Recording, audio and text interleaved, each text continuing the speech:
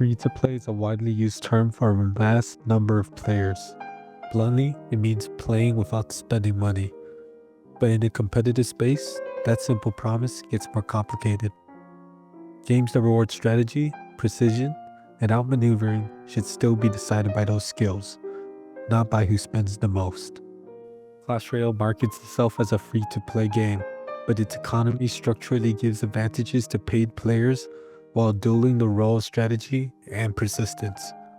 Over time, wins start to feel like a measure of purchasing power, rather than mastery over in-game mechanics.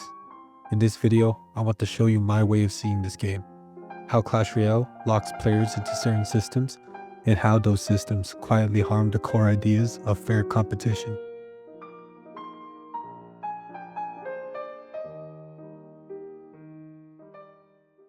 Clash Royale is a brightly colored game that promotes the idea of time for rewards.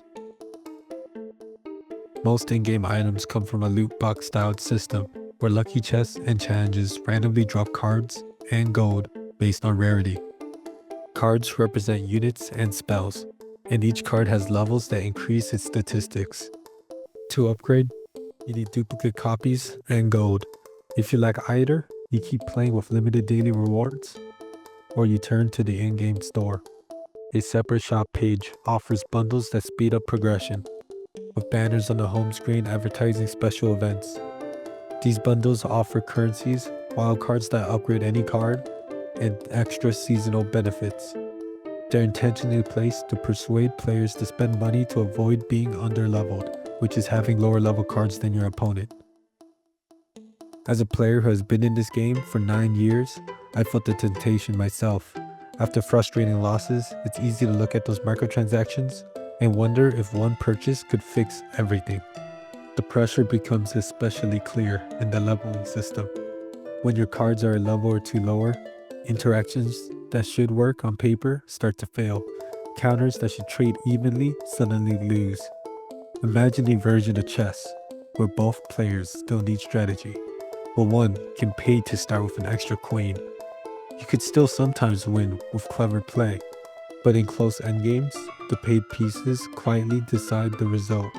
Clash Royale does something similar on its ranked ladder.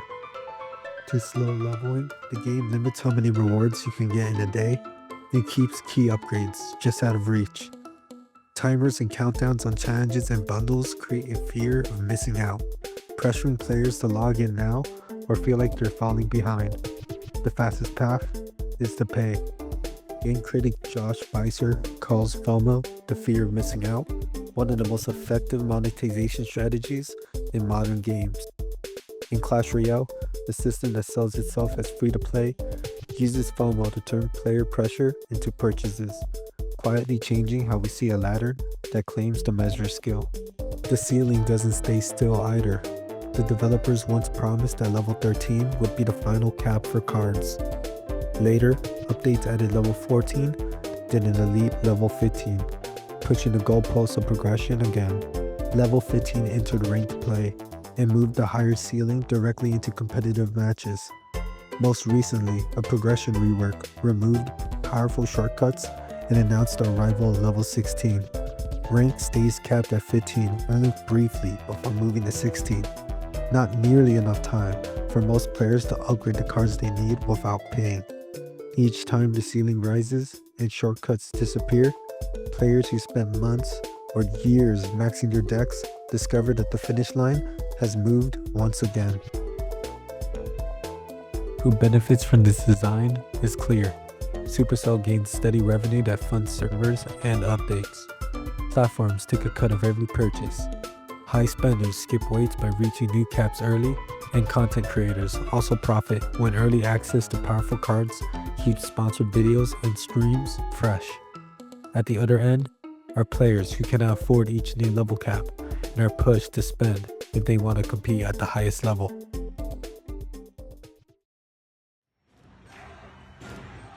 My friend Miguel was directly affected by these new level caps.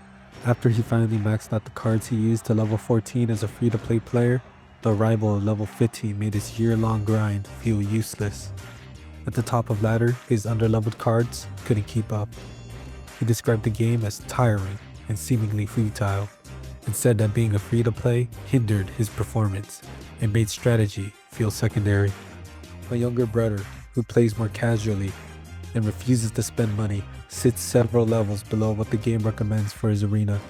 He avoids competitive modes and sticks to casual events, joking that when he watches streamers with maxed out decks, he says, "We're not playing the same game."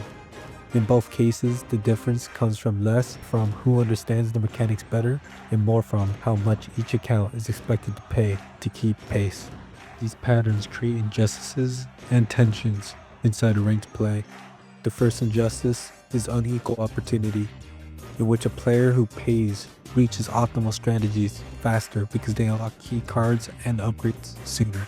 A free-to-play player has to accept delays that aren't tied to mastering strategy. The second injustice is pressure on autonomy. Offers that pop up after level ups and milestones, countdowns encouraging fast decisions. Every individual purchase is optional, but the design and placements raise the odds of saying yes. It's all psychological. The third injustice is a narrow idea of fairness. The game enforces rules against cheating and abuse, and its fair play language focuses on bans and misconduct, but it doesn't speak to the stat gaps created by paid acceleration and rising caps in ranked play. Researchers Guo Freeman and her colleagues, studying thousands of post and competitive games with in-game purchases, found that many players see pay-to-win mechanics as a kind of soft cheating that undermines the point of competition and the core aspects of games, especially when purchases affect ranked matches rather than just cosmetic looks. Free to play should mean free to compete. Skill still wins many games, and paying can support a game, but the problems appear when paid convenience becomes paid power inside competition.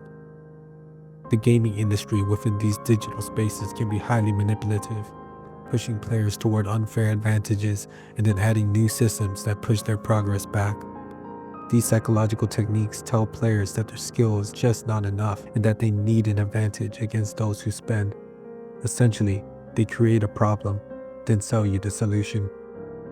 Psychologists Daniel King and Paul DeFabro argue that many modern microtransaction systems, especially loot boxes and similar schemes, share features with gambling and raise serious consumer protection concerns for vulnerable players.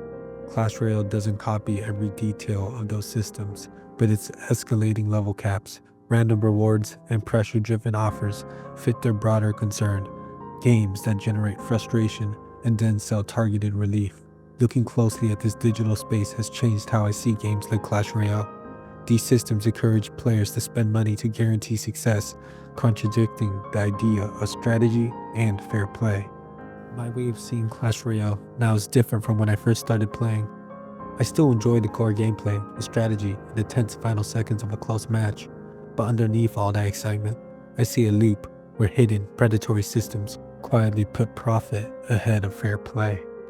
Once you start noticing the timers, the moving ceiling, and the way wins lean towards those who pay, it's hard to unsee it, and that, for me, is the real cost of winning.